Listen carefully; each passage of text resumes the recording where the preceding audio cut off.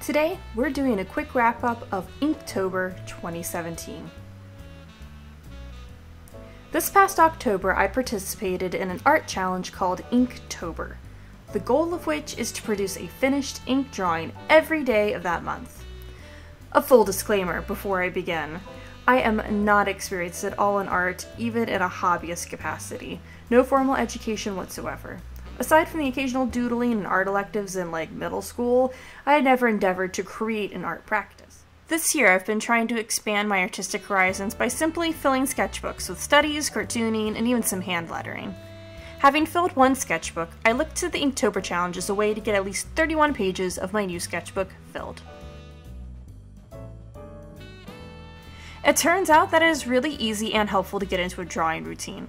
I eliminated a lot of decision-making stress by making each drawing as simple and routine as possible.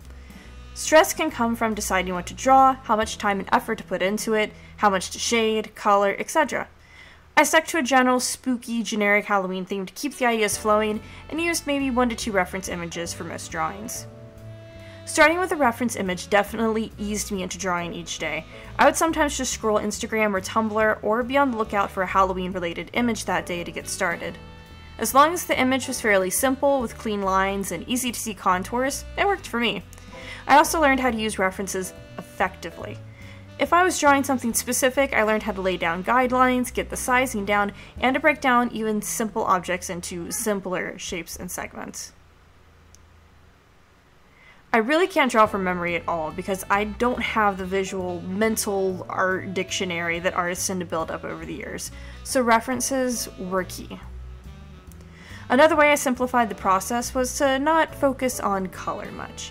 In general, I stuck to black and white with the occasional accent of orange, green, purple, for Halloween of course, and sometimes I used red and blue on 1 or 2 drawings. So each drawing was essentially a main object or figure, or a group of objects, using minimal reference images, and usually I did some hand lettering practice just to write the date on the page. Because I didn't focus on full color drawings, another thing I learned a lot about through this process was shading.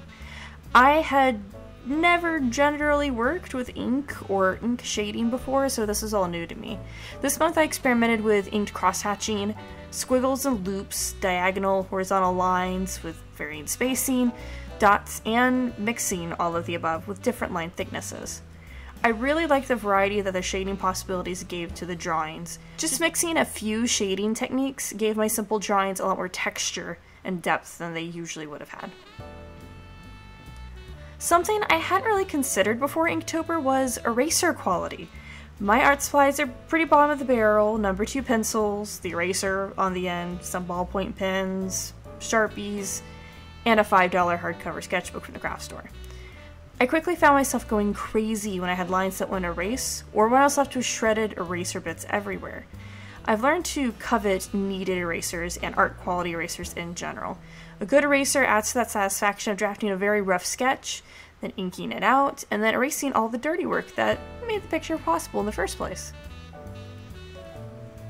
So what's the takeaway?